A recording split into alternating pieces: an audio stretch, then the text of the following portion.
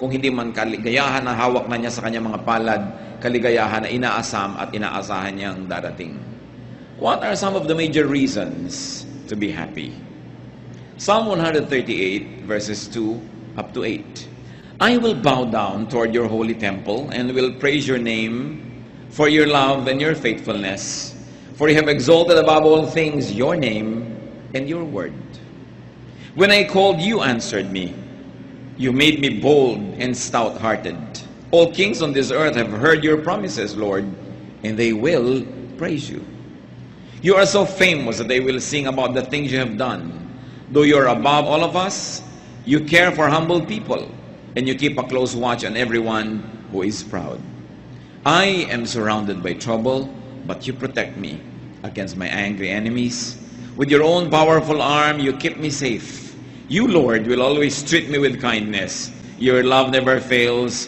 You have made us what we are. Don't give up on us now. Napakaraming dahilan dito pa lang sa kaunting verses na ito para ang tao ay maging masaya o para aliwin niya at pasayahin ang kanyang sarili. At isa-isahin natin yun. Unang-una, God is loving and faithful. Kahit hindi laging loving and faithful ang mga tao, God is always loving and faithful. Para ka sumaya, iasa mo ang kaligayahan mo sa love and faithfulness of God. Secondary lang yung love and faithfulness of people. The love and faithfulness of people can make us happy in a very unique way. But the love and faithfulness of people can be threatened. The love and faithfulness of people can change. Salamat na lang kung hindi nagbabago. Lagi tayong mahal ng mahal natin, matapat sa atin yung pinagtatapatan natin. Pero ganun pa man, kung hindi man yan mangyari, pag inuuna mo na laging isipin that God is loving and faithful, at inuuna mo ang relasyon mo sa Diyos, dumating man o umalis sa mga tao, maging matapat man sila o hindi, you are steady. You are shaken, of course, but you are never broken. You are never totally destroyed when God is in the center of your life. Because of God, people could be loving and faithful too. Kung ang Diyos na lumikha sa atin at ang Diyos na may espiritu na nakatira sa atin ay mapagmahal at matapat, therefore, lahat ng taong tinatahanan ng kanyang espiritu ay kaya ring maging mapagmahal at matapat. At kung marami tayong kalungkutan na tinatamasa dahil hindi tayo mahal o hindi matapat sa atin ang mga minamahal natin, dapat baligtarin natin yon. We cannot control other people, but we can control ourselves. So let's be happiness factories. Meron kayong dapat pagtapatan, maging matapat kayo. Meron kayong dapat mahalin, mahalin ninyo. Para yung inyong pinagtatapatan at minamahal, sumaya. At nabawasan ninyo sa pamamagitan ng pagkilos ng Panginoon sa ating buhay, ang numero, ang bilang ng mga taong malungkot at mga taong nababagabag. At dahil kumikilos din ng Diyos sa ibang tao, sila man maaaring maging paraan ng Diyos, kasangkapan para tayo'y mahalin ng Diyos through them. Therefore, open yourself to people's love. Because when you open yourself to God's love, you inevitably open your heart to love others, and you inevitably open your heart to accept the love of others. And then you are in the way of happiness. May mga daan, alam nyo, busy, may mga daan, hindi halos nadadaanan. Yung pag-ibig, yung kasiyahan, may dinadaanan din yan, dapat nandun ka. Sa kalsada na yung katumira, sa address na yun, para lagi kang nadadaanan. Maraming tao, hindi sila masaya kasi ang address nila andun sa gilid-gilid, hindi dinadaanan ng happiness. Kaya dapat kinikilala mo saan ba dumadaan yung happiness. Una na, kilalanin natin, God is loving and faithful. Two, God is true to His Word. Saan pa tayo kumukuha ng lakas ng loob? Di ba sa mga pangako ng Diyos? At sinasabi, God is true to His Word. Dapat alam mo ang mga pangako ng Diyos para maklaim mo. Yung mga nagdarasal nga kahit sa Biblia, kahit naman hindi makakalimutin ng Diyos, sila man ipinapaalala nila, Diyos, di ba sabi nyo ganito, di ba pangako nyo ganito, according to your word ganito. Hindi mo naman talaga ipinapaalala sa Diyos yun, ipinapaalala mo sa sarili mo na may pangako ang Diyos na ganon. Kasi hindi naman niya yung nalilimutan, pero nalilimutan natin. At kung nalilimutan natin i-claim ang mga pangako ng Diyos, tayo yung nalulugi.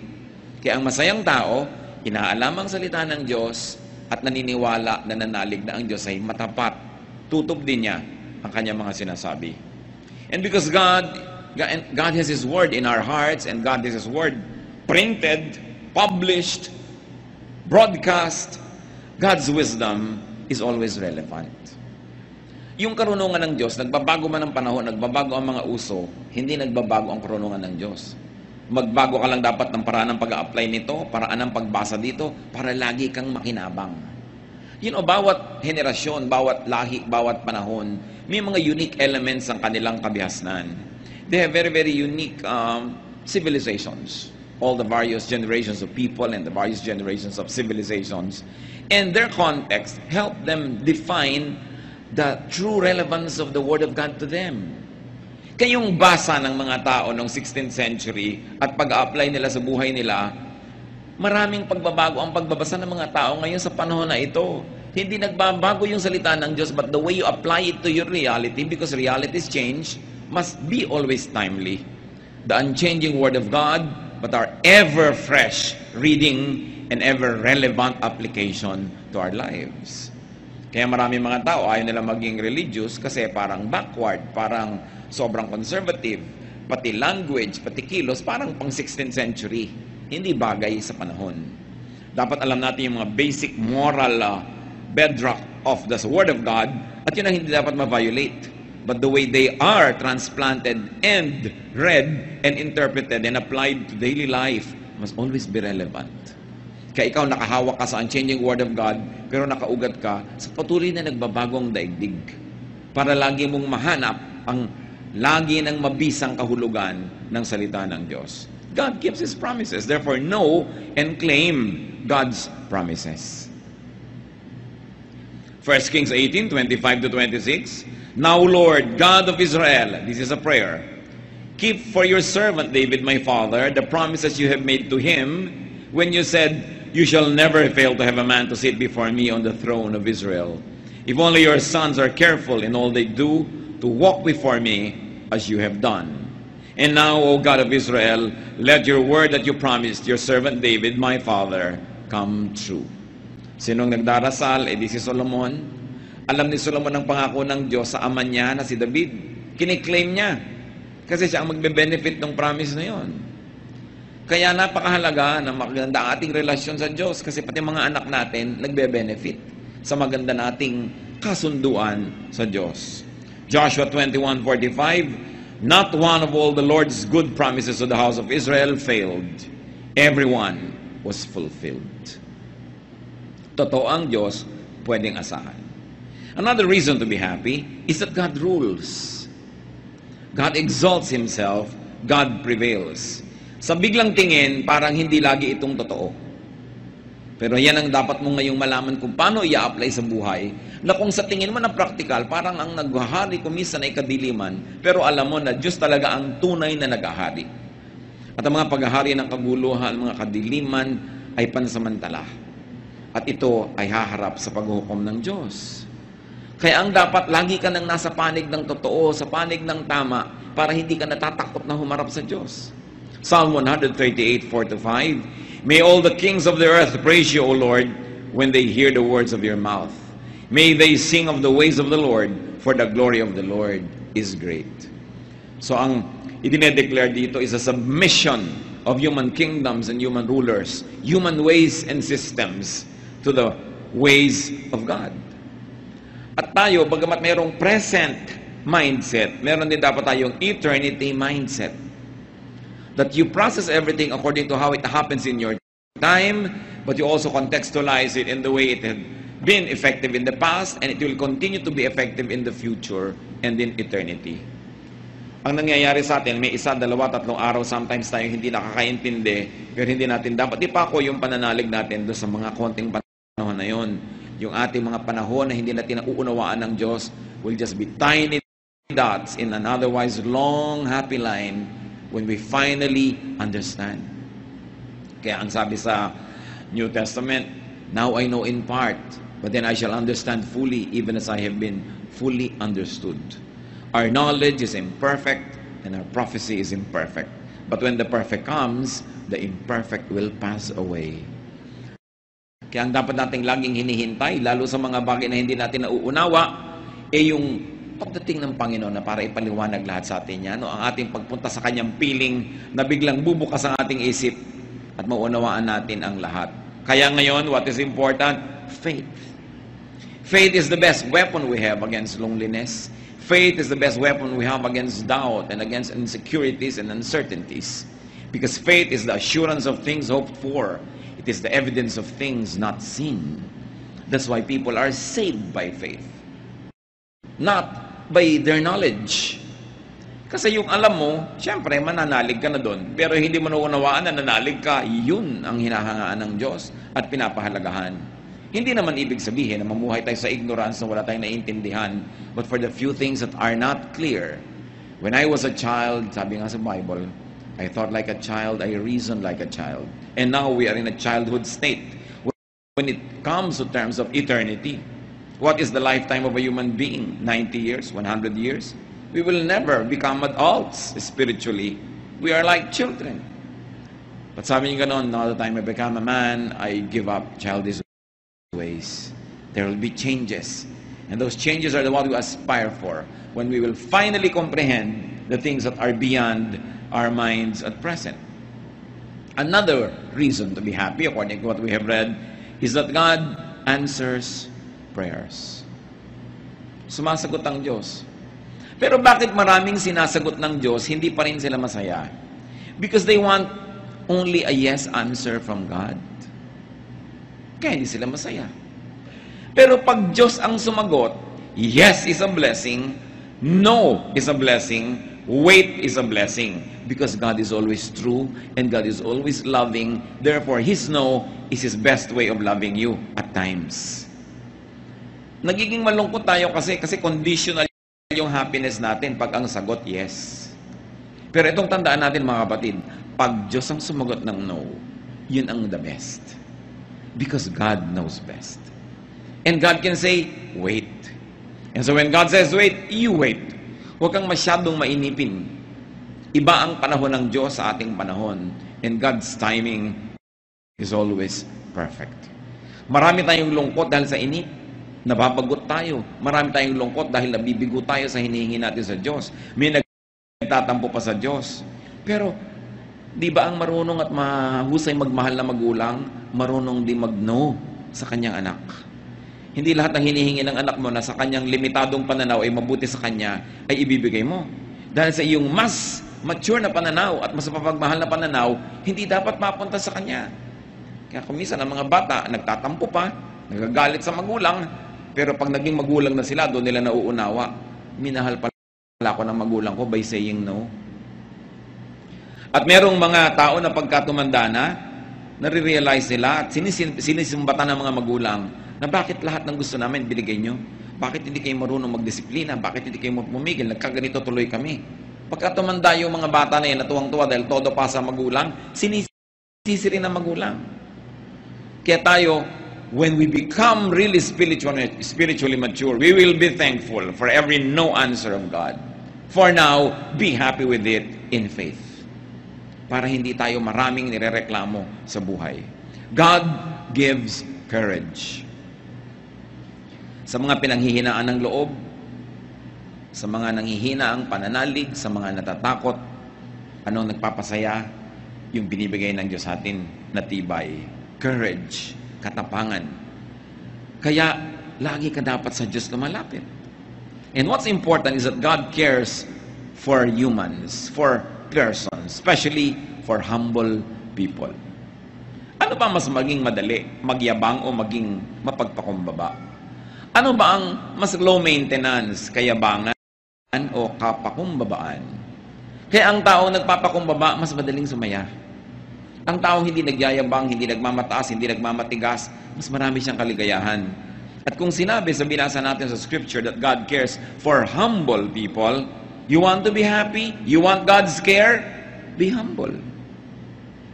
At hindi lang Diyos ang magiging maibigin sa iyo, pati kapwa-tao. Kasi wala namang taong natutuwa at nagmamahal sa mayabang, sa matigas ang loob, sa nang titikis, sa nang sasadista. Wala namang natutuwa sa ganun. Kaya dapat makita natin ang pandaraya ni Satanas. Pag natetempt tayong maging mayabang, maging matigas dyan, maging mahirap na makasundo, gusto ni Satan mangyari yun para magalit sa atin ng mga tao, para lalo tayong lumungkot, at para malayo din tayo sa Diyos. So God cares for humble people. You want to be happy? Be humble. Make it a habit to be humble. Kasi pag mayabang ka, may mini-maintain ka. Pag mini-maintain ka, nakaka-insecure. Baka hindi mo lagi ma-maintain. Nadadagdagan ang mga nervyos mo sa buhay. God keeps the proud in check. Why should that make you happy? Because if you're the one being proud, God prunes you and corrects you para hindi ka lalong lumala. Ang palo ng Diyos, isa na naman yung paraan ng pag-ibig. Napalo ka dahil mahal ka. Yung bang anak ng kapitbahay na hindi mo mahal, papaluin mo pag gumagawa ng mali. Hindi mo naman mahal yun eh. Pero yung mahal mo, papaluin mo. At pag pinapalo tayo ng Diyos, siya ang unang-unang nasasaktan. Tulad din ng magulang na namamalo ng anak. Liban na lang yung mga magulang na sa sobrang galit, gumaganti na lang talaga, ng bugbog na lang ng anak dahil ng galit, nagalit siya. Pero yung kalmado ka, papaluin mo, mahirap gawin yun. Kaya nga ang mga magulang, pinapayuhan natin, pag galit na galit kayo, tinuturo naman sa Bible, mamalo ng anak eh. Pero huwag kayong mamalo habang galit kayo. Kasi baka naghihiganti lang kayo nun. Baka it is the evil nature that was insulted or challenged and now you're trying to be supreme and you're trying to assert your seniority and authority. Tuloy, hindi ka na namamalo para magtuwid, namamalo ka para gumante. Iba yun. Hindi gusto ng Diyos ng ganun palo. Pero yung palo ng pagtutuwid, mabuti yun sa pinapalo. Ngayon, kung ikaw si mayabang, na humble ka, na walang ka na ipinagyayabang mo, pero anak ka ng Diyos, masaya ka dapat. So pwede mo masabi, Lord, salamat, napahiya ako, salamat, kinapos ako, salamat, na humble ako. Kasi nalilibang na ako, nakakalusot ang mga kayabangan ko, akala ko pwede na. Akala ko deserve ko kasi yung ganong mga kayabangan. So, pagka ikaw napalo, pasalamat ka. Pero bakit pa rin tayo magiging masaya that God keeps the proud in check? Kasi kung tayo yung api, kung tayo yung nagpapasensya, tayo yung na-damage sa mga mayayabang, alam mo na hindi naman sila ito-tolerate ng Diyos sa matagal.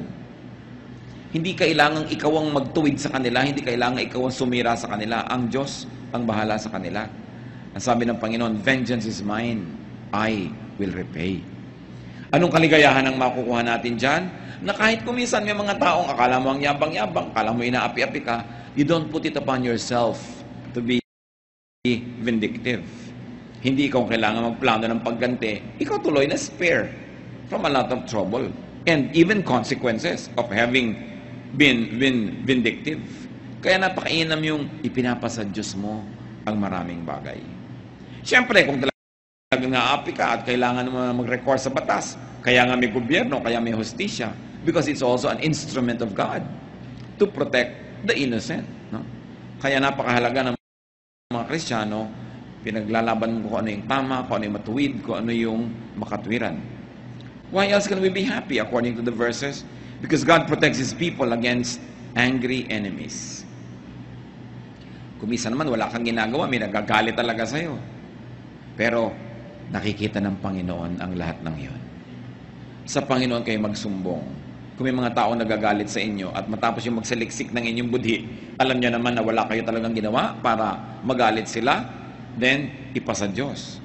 Psalm 138:7, you stretch out your hand against the anger of my foes.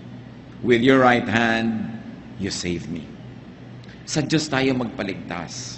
Sa Diyos tayo laging lumapit. Kung minsan kasi lalapit ka sa tao, nabibigo ka. O kaya, tutulungan ka niya pero hindi pala niya kaya. Kabiguan pa rin ang ending. But to trust God. And the Lord is always kind to His people. Lagi. Pag sinabing lagi, tulad ng ini-emphasize natin, kahit no yung answer, kahit na mamalo ang Diyos, kindness yun. At pag naunawa natin yan, na-absorb natin mga kapatid yung kahulugan ng God is always kind, no matter how people perceive God's dealings, that His love never fails, sasaya ka. Kung hindi ba totoo ang lahat ng ito, look mga kapatid, buhay pa tayong lahat. Ilang taon na kayo, ilang panganib na ang inyong dinaanan, ilang sakit na ang naranasan natin, ilang mga pagtatangkanan ng iba na sirain tayo, pero look, buhay pa tayo. Isang malaking patotoo ng kabutihan ng Diyos. At kahit hindi ka pa rin buhay ngayon, sinabi nga, to live is Christ, to die is gain. Wala kang pwedeng puntahan na hindi nandun ang Diyos. Pasalamat ka pa rin. Kaya ang happiness mo, dapat walang pagsidlan. Walang kondisyon. Ano man yon, anak ka ng Diyos, everything that happens is a blessing to those who love God and are called according to His purpose. And even if we move to the next life, God will be there. Yung greatest fear natin, death, should be the greatest liberator. Because we will at last be spiritually one with our God. Psalm 139, verses 7 to 8. Where can I go from your spirit? Where can I flee from your presence? If I go to the heavens, you are there. If I make my bed in the depths, you are there. Sa pusudodan ng dagat, nandun ka. Sa kataas-taas ang langit, nandun ka. Paano kita tatakasan? Napakasarap na yung mga basic truths na ito laging maalala. Kaya sinabi, though I walk through the valley of the shadow of death, I will fear no evil. Mga kapatid, ano yung mga valley of the shadow of death ng inyong buhay? Sasakay ka ng aeroplano, ninenervyos ka. Diba? Yung, ayan, I'm walking through the valley of the shadow of death. Sasakay ka ng barko kuminsan, ninenervyos ka, lalo masungit ang panahon. Ang dami-dami sa ating citizens, walang magawa. Talagang wala silang sariling sasakyan. Sumasakay sa mga bus o mga sasakyan, nagkakarera yung mga driver na hindi mo na malaman kung anong mga buhay ka pa bang bababa dun o hindi. Ito, I walk through the valley of death. Ang daming fears. Baka ka mawalan ng trabaho, baka ka magkaroon ng sakit, baka kung ano-ano. Pero ang sabi, even though I walk through the valley of the shadow of death, I will fear no evil because you are with me. Dahil kasama natin ang Diyos. Napansin nyo ba, 8 mga dahilan yan para sumaya, pero meron niyang isang common denominator, mga kapatid. It is all God-based and God-centered. Lahat ng dahilan ng kaligayahan na yan, dahil sa Diyos, dahil may Diyos. Many people are sad because they seek happiness outside of God. Many people are sad because they seek happiness away from God. They seek happiness mostly from people and from things. Therefore, people are sad. Pero ito, 8 great reasons to be happy, and all of them focus on God. Puro yung God is like this, God is like that, God's word is like this. Kaya yung tao na inuuna yung Diyos, nakasentro ang Diyos sa kanyang puso, talagang ang Diyos naka-enthroned sa kanyang isipan, sa kanyang damdamin, masaya yun. Kahit dinadalaw ng paminsan-minsang lungkot, dinadalaw natural ng paminsan-minsang mga duda, pero paminsan-minsan at hindi siya nagkakagiba-giba. Dahil Diyos ang sentro ng kanyang buhay. At ito ang itinuturo ng Panginoon. Alam nyo, struggle ko matagal yan. Nung araw, tinatanong ko sa Diyos, bakit lagi mo, Lord, gustong number 1? Bakit kailangan number 1 lagi? Is God egocentric? Kulang ba siya sa pansin? Pero talagang na-share ko na rin sa marami sa inyo. The Lord revealed to me that He wants to be number 1 because when He is number 1, we will be happy. Pag ginawa mo number 1 tao, kawawa ka. Pag ginawa mo number 1 bagay, kawawa ka. Pero pag Diyos yung number 1, lagi siyang nandun. Di siya nagbabago. Lagi kanyang mamahalin. Mahalin ka man o hindi ng tao, magkaroon ka man ng pera o wala kang pera, andun lagi yung Diyos. Kasi pag number 1 siya, siyempre yung number 2, number 3, number 4 mahalaga. Pero hindi masyado, hindi kasing halaga ng number 1. Ngayon, isipin niyo mga kapatid, ano ba o sino ang number 1 sa buhay natin? Pag sinabi mong, ay, ang number 1 ko, ang aking misis, mahirap yan. Dapat number 2 lang siya. Dapat number 1 ang Diyos. Number 2 din si Mister. Kasi ang number 1, Diyos. Mga misis, huwag na kayong mag-asam na number 1. Pag Diyos ang number 1, number 2 lang kayo, sigurado wala nang number 3. Pero kung kayo number 1, baka may number 2, 3, 4, 5. Mahirap yan. Dapat Diyos ang una talaga. Kaya sa atin naman mga anak, ituturo natin ang pag-ibig sa Diyos, sa ating mga mahal sa buhay. Pagka lahat tayo ang number one Diyos, ang ganda ng mundo. Sasaya tayo. Number one kasi ibang tao kaya papatay ka para sa kanya o ayaw niya sa'yo, babarilin mo na siya dahil ayaw mo na sa kanya. Mababasa mo sa mga dyaryo, mga crimes of passion. Ayaw ko na sa'yo. Gusto pa kita. Paano ayaw ko na nga sa'yo? Paano yun? Pero ang Diyos, hindi siya aayaw sa atin kahit kailan. Lagi niya tayong gusto. Kahit kumisan tayo pa yung umaayaw. At yung pag-ibig na yon, isa sa mga pinakamahiwagang pag-ibig, madaling sabihin, pero mahirap unawain. Kasi hindi naman kinakamot ng Diyos ang likod mo, no? Pagka kumakate, hindi ka naman niya inaabutan ng malamig o mainit na inumin. Hindi ka naman niya binibigyan ng diretsahan ng pera o karinyo.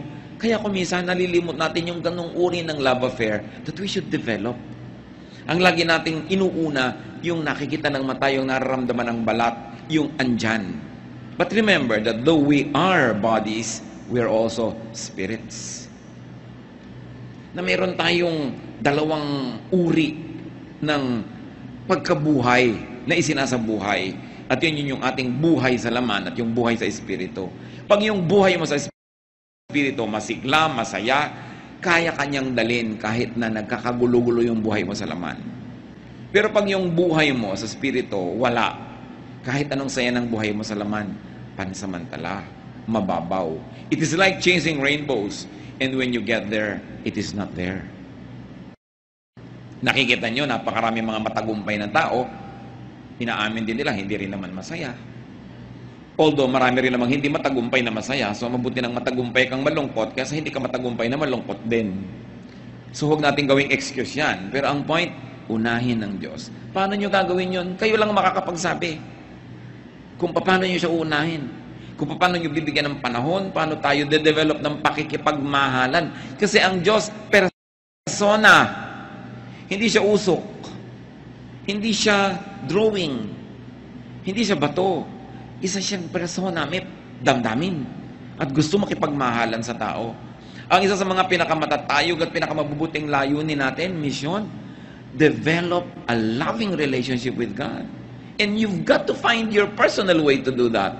Your spirit will tell you if you'd only listen. Now, what is the way to be happy? Nagbigay tayo ng mga reasons to be happy. Psalm 138, 1-3. I will praise you, O Lord, with all my heart. Before the gods, I will sing your praise. I will bow down toward your holy temple and will praise your name for your love and your faithfulness.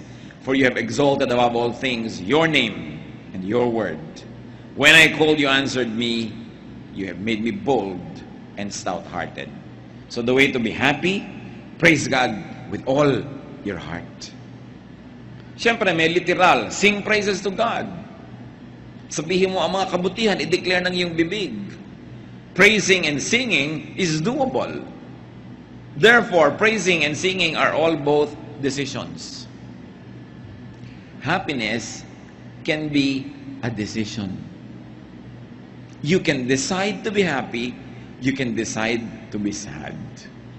So, pag kumanta ka, nakokontrol mo yun. Mamaya yung kanta mo, inililift up na niya yung spirit mo sa Panginoon. Mahirap sabihin, sasahin ko ang sarili ko, pero mas madaling sabihin, kakanta ako sa Panginoon.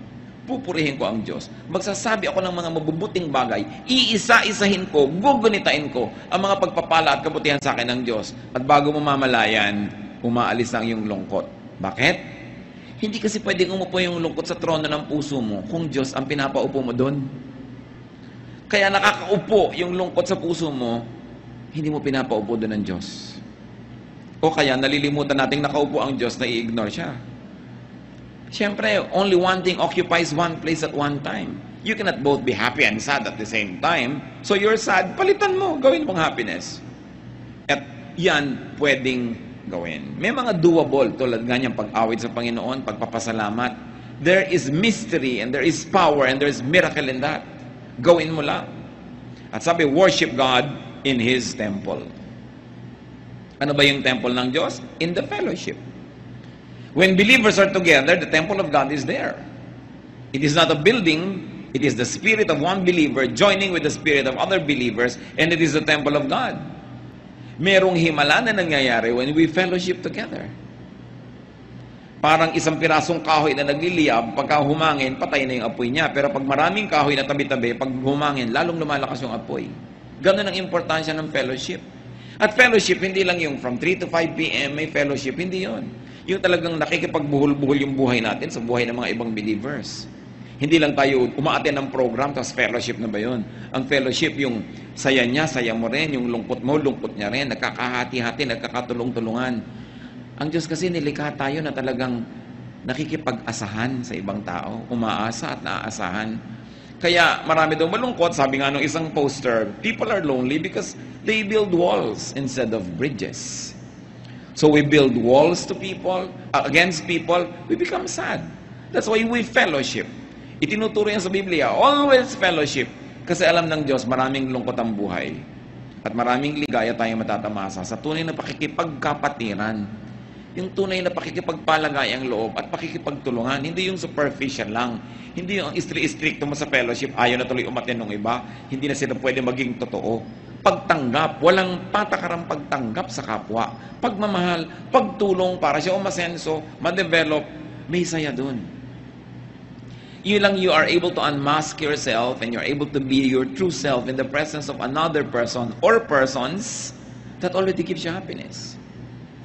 Ang hirap-hirap nung nag-iisa ka na nagdadala ng problema mo, nag-iisa ka na nakakaalam ng tunay mong mga iniisip, niloloob, ang tunay mong pagkatao, it isolates you. Pero kung tayo bukas ang ating puso, bukas ang ating palad na tumanggap sa ating kapwa, we make them happy. And in the process of making people happy, miraculously, you also become happy. As you know it by experience, that when you make people sad, you also become sad.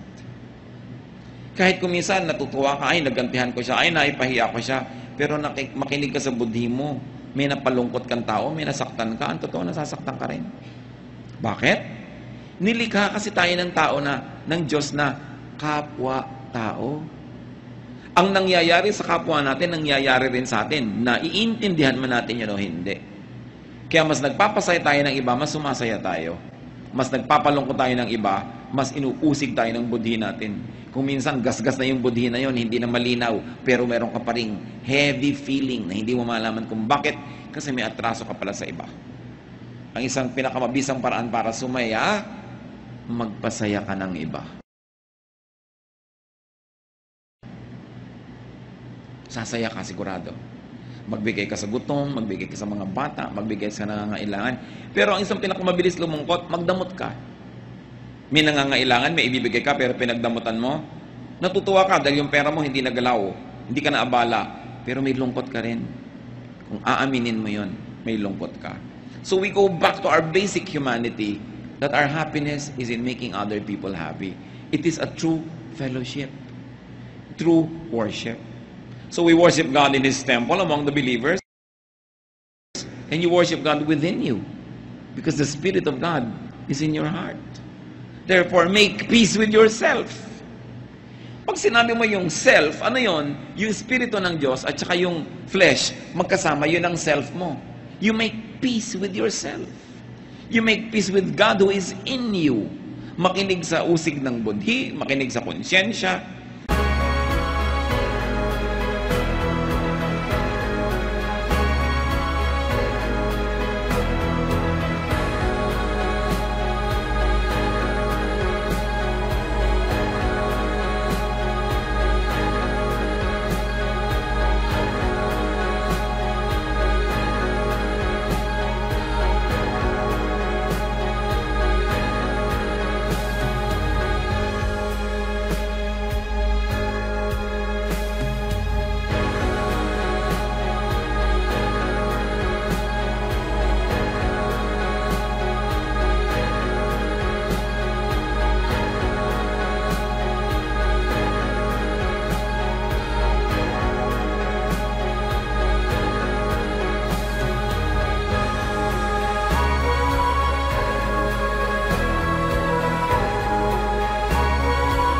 kailangan matuto ka rin na tanggapin ang iyong sarili.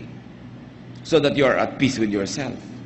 Pag ikaw ang number one nagre-reject sa sarili mo, Dahil may iba kang gustong pagkatao, may iba kang gustong itsura, meron kang gustong ibang buhok, meron kang gustong ibang height. Hindi ka sasaya. Kasi you are not at peace with yourself. We are not perfect. We must move from glory to glory. We must improve and improve and improve. But you begin with accepting yourself. Maraming lungkot kasi we are on denial. Hindi natin ina-accept ang sarili natin. At pag hindi natin ina-accept ang sarili natin, paano natin na-acceptin ng iba? There is genuine liberation in being accepted and in accepting others. How else to be happy? Ask help from God. First and foremost. God dapat una. Yung iba kaya lang nagdadasal pag wala nang magawang iba. Ay, wala na tayong pwedeng kailangan magdasal na lang tayo. Dapat unahin ang Panginoon. Because He answers prayers according to what we have read. Make God your first, not your last resort. And be humble, as we have said. The humble can be much, much happier. Because God is soft-hearted to the humble. James 4:6. But He gives us more grace. That's why Scripture says, God opposes the proud, but gives grace to the humble. And 1 Peter 5:6, humble yourselves, therefore, under God's mighty hand, that He may lift you in due time. Happiness is more easily attainable in humility. And as we have said, accept yourself. Accept your life. It doesn't mean na huwag ka na mag-ambisyon na improvein yan.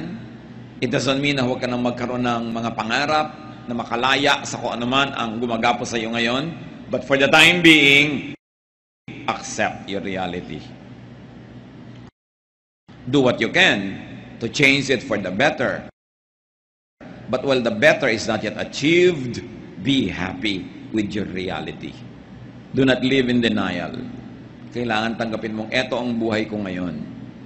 Gusto ko napakarami sanang halamanan pero nakatira ako dito sa prasong bahay na ito. So maglalagay ako ng halaman sa lahat ng floor walks. May halaman ka na rin. Hindi pa lang nga marami. You can alter your reality and you can create your reality. Yung mga Japanese, dahil sa dami nila, siksikan, dami ng populasyon, they have developed have privacy in the mind. Yung nasa loob lang nila yung privacy nila. Nasobrahan nga, kaya marami, nagpapakamatay nalulungkot masyado.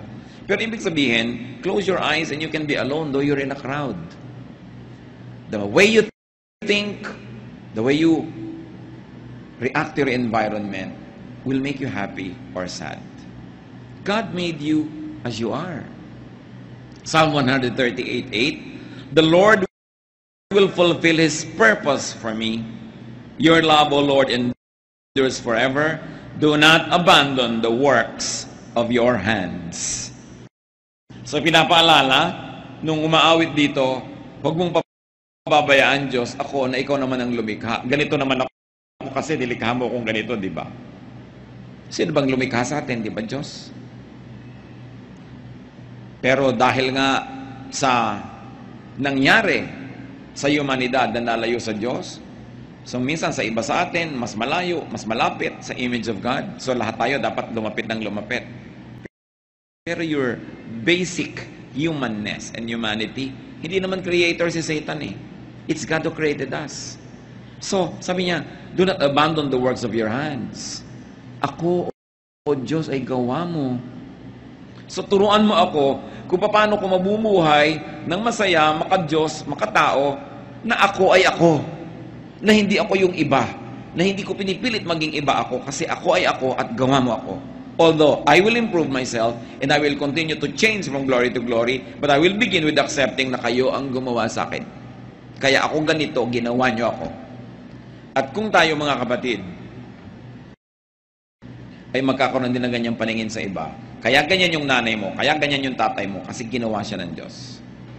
Pero ginawa ka, pero anong reaction mo sa buhay? Kaya kung minsan sumasama yung ugali natin, ginawa kang ganito, pero nagre-react ka differently. That's why kahit parehong tao na merong basic na training, basic na childhood together, ano nangyayari? Nagkakaiba-iba sila. Kasi iba ang pagproseso mo, iba ang pag-react mo. Meron pang inuutusan ng magulang, nagagalit. Meron pang inuutusan, sumusunod agad. So, control your behavior para lalo kang umasenso at bumuti. But you begin and not end with accepting yourself. Gawa ka ng Diyos eh. Ang daming kalungkutan kasi hindi mo ma-accept yun eh. Hindi mo nare-realize that you are fearfully and wonderfully made. Kung minsan meron kang napakalaki mga kahinaan para lang palalalong makita ang himala ng Diyos sa'yo. Kasi kung kinreate ka man, napuno ka na, hindi mo na kailangan yung Diyos. Kaya mga kulang-kulang. Kasi gusto ng Diyos punan. Gusto ng Diyos na punuin niya ng punuin yan. Para habang lumalawig ang buhay mo, may fellowship kayo, meron kang continuing need for God. Kasi alam nyo to mga kapatid ha, pag sobrang lusog natin, nakakalimot tayo sa Diyos dumasal, pero madadasalin ka kung may sakit ka. Kung may sakit ang mahal mo sa buhay, lalong madadasalin ka. Pag ang dami mong pera, madaling makalimot sa Diyos. Pero yung wala kang kapera-pera, talagang abot-abot ang dasal mo. May fasting pa kumisan yan. No? Pagka meron kang papa, nakakalimutan mo yung Diyos. Pagka nawala si papa, back to God ka na naman. No? Serve ka na naman, kanta ka na naman, turo ka na naman kasi wala si papa. So, kaya may mga kulang tayo. Huwag yung isipin na nilikha tayo ng Diyos na may kapintasan. Kaya tayo may kulang para punan ng Diyos. Pero tatanggapin mo sa simula, kulang ako. But here I am, Lord, fill me with your glory. Huwag niyong ikalungkot ang mga kulang sa inyo. Ikatuwa nyo dahil dyan kayo pupunuin ng Diyos. Kaya sinabi ni Paul, when I am weak, then I am strong. Kasi kung saan ako kulang, doon may opportunity ang Diyos na punan ako. Kaya yung mga taong puno na, ang yabang-yabang na, anong ginagawa? Iniligwak ng Diyos, itinataob, inaalis yung mga pumupuno sa kanila para maging humble ulit. Lord, kailangan ko kayo. So, sino ba nagbabalik sa loob, ng balik loob sa Diyos? Yung biglang umaasenso o yung biglang nagfe-fail? Madalas yung nagfe-fail. Although merong, dahil umasenso, matalino siya, ay, mahal-mahal ako ng Diyos, lalo ako magpapaka-Diyos. Pero bihira yun. Madalas yung punong-puno ka na, itinapon nga, ayan, hindi biglang wala kang laman, dasal ka na naman, balik ka na naman sa Diyos. Kaya pagka naitapon na gano'n yun, di ba, laging labing ang Diyos, lagi siyang tama. Sabi mo, Lord, bakit man meron ako na wala pa? Eh, kasi nalilimutan mo na ako eh. Bumalik ka. Come back to me and I'll come back to you. Sabi ng Panginoon, return to me and I will return to you and I'll fill you again. Pupunin uli kita, siksik, liglig, umaapaw. Pero kailangan, nandiyan ka, ready to be filled. Masarap yung ganon. So, sino ang nakakatanggap talaga ng mga himala? Di ba yung nagkakasakit? Yung lagi naman malusog.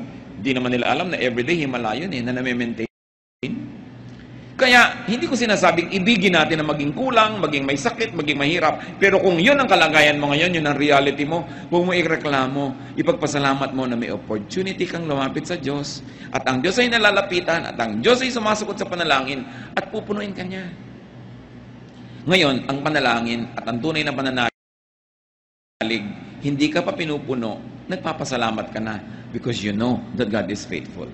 Di nawawala yung lungkot mo. Hindi mo lang sinapsychologize ang sarili mo dyan. Ha? Totoo yan.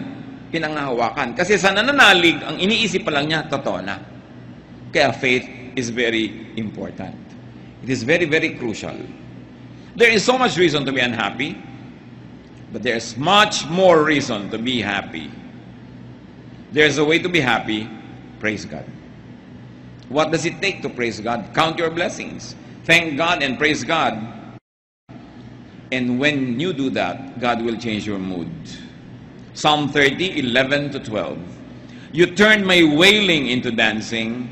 You removed my sackcloth and clothed me with joy, that my heart may sing to you and not be silent. O Lord my God, I will give you thanks forever. Sabi, tinanggal mo ang pagluluksa ko, pinalitan mo ng damit na pampiesta, ang aking luksang damit. Ang pagpalahaw ko at pag-iyak ko, pinalitan mo ng pagsayaw. Magagawa yun ng Panginoon sa atin, mga kapatid. At napakahalaga, gusto kong bigyan ng diin muli, be a happiness factory. Don't be a loneliness factory. Think happy thoughts. Make people happy.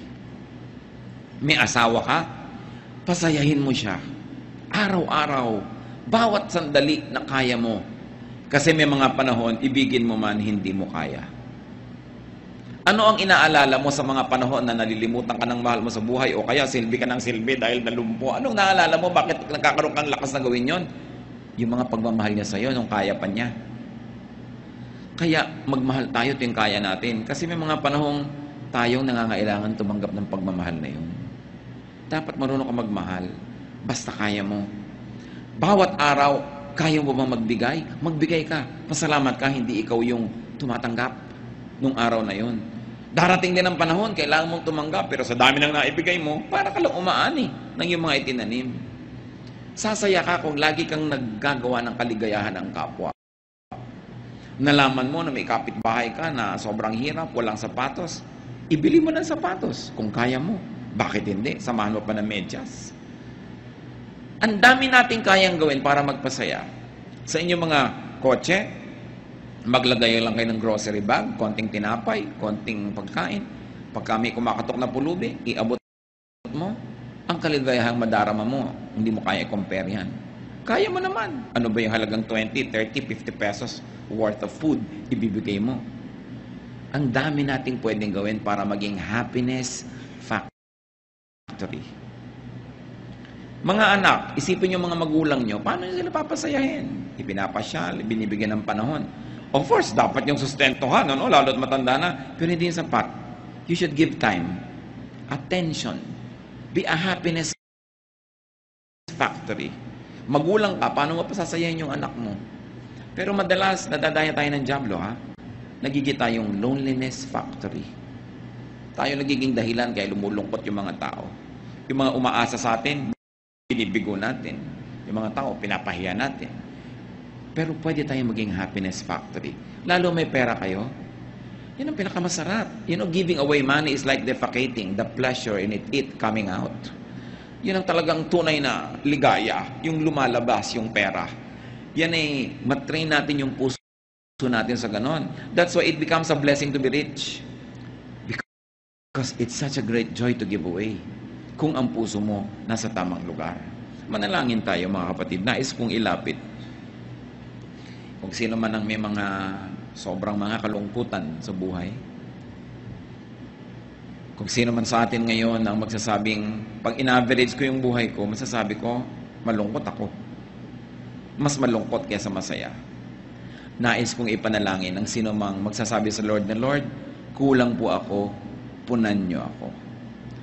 Nagkakatipon-tipon tayo mga kapatid para pagpalain ng Diyos. Gusto ko ngayong ipanalangin at nananalig akong didinggin tayo ng Diyos. Hihipuin ang ating mga puso. Sino man ang ngayon nagsasabing, ang dami-dami kong kalungkutan, gusto kong sumaya at sa Diyos ako lalapit. Tumayo kayo, lalapit tayo sa Diyos. Napakainam na sabihin sa Diyos, kailangan ko kayo.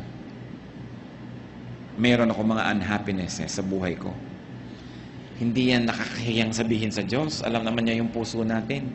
Ang gusto niya, puso mapagpakumbaba, kumikilala na kailangan mo siya. Dahil gustong-gusto niyang punan ng pangangailangan natin. Kung meron pa tayong kasama na mas maraming kalungkutang naghahari sa buhay niyo at gusto niyong itaboy ang mga lungkot na ito sa buhay, tumayo kayo. Declare your faith that the Lord heals.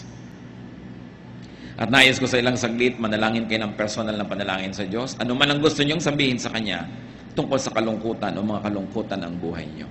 Let's be alone with God. God hears and God heals. Aming Ama sa langit, Ama ng aming Panginoong tagapagligtas na si Jesus, Diyos na lumikha sa amin, Diyos na lumikha ng langit at lupa. Kinikilala namin ang paggawa mo sa amin. Kinikilala namin ang aming mga kakulangan, maging aming pagkukulang at likas na mga kulang sa amin. Lahat ng ito, Panginoon, sa iyong paanan namin dinadala, O Diyos Ama. Kayo ang nakababatid ng laman ng bawat puso na narito ngayon, tumayo man o hindi. Kayo ang nakakaalam ng dahilan ng pagtayo. Alam nyo ang punot dulo, ang pinagmulan at tutunguhan ng aming mga lungkot. Dalangin namin sa iyo, Panginoon, pawiin mo po ang mga ito sa iyong mapaghimalang paghipo sa aming puso. Bunutin mo ang mga malalalim na ugat ng kalungkutan sa aming buhay at palitan mo ito ng tanim na kaligayahan. Mag-ugat sa aming puso at sa aming espiritu ang kasiyahan, kagalakan, kasayahan. Turuan mo kami, Panginoon, na maging instrumento mo, na maging happiness factory. Na sa aming kalungkutan, unahin namin yung lungkot ng iba. At sa pagpapasaya namin sa kanila, pasayahin mo rin kami. Dalangin namin, Panginoon, ihayag mo rin sa amin, nakatayo man ngayon o hindi, ang anak mo. Ihayag mo kung paano kami nagiging loneliness factory. Kung paano kami nagiging kasangkapan ng dyablo na magpalungkot sa iba imbes magpasaya. Kung paano kami pumapayag na kami magamit na maging instrumento ng kalungkutan, ng hirap ng loob. Patawarin mo po kami, Panginoon, sa aming mga pagkukulang. Patawarin mo kami sa aming mga ginagawang nakakapagpalungkot sa aming kapwa na pwede naman naming hindi gawin. At bigyan mo rin kami ng lakas na makapagpasaya. At sa paggawa namin ng lahat ng ito, sa pagsunod namin sa iyong kalooban, Panginoon, paghimalaan mo ang mga anak mo ngayon na ito. Hindi pa man nakagagawa ng mga magagandang bagay. Ngayon pa lang sa pagtayo na ito, paghimalaan mo na. Hipuin mo ang puso, Panginoon, pahirin mo ang luha sa pisngi ng iyong mga anak. Patibayan mo ang aming pananalig. Pawiin mo ang aming mga kalungkutan. Ang aming mata para makita namin ng maraming dahilan para kami sumaya. Tanggalin mo ang mga bumubulag at tumatakip sa aming mata para hindi namin makita ang mga blessing mo. Tanggalin mo yung mga piring namin, Panginoon, na nagpapadilim sa aming isip, nagpapalungkot sa amin at nagbibigay ng mga insecurities because we forget that you are God and you're in heaven and you're God of all gods and that, oh Lord, you love us and you're always faithful to us. Patatawarin mo rin kami kung nakakagawa kami, Panginoon, ng mga tao o bagay na number one at kayo napapaurong sa malayo na priority namin. Ibalik mo ang init ng pag-ibig namin sa iyo at ibalik mo rin ang init ng pag-ibig mo sa amin, Panginoon. Gaya ng mga bagong nananalig sa iyo, kung gaano nag-aapoy ang pananalig, ang paglilingkod, ang kaligayahan, gawin mong gawin totoo ito sa buhay ng mga anak mo ngayon. At nawa, Panginoon, sa muli naming paglapit, pakikipagkasundo, pagkilala ng pangangailangan, yung kalooban mong maganda, yung kalooban mong kaibig-ibig, maghanap sa aming buhay.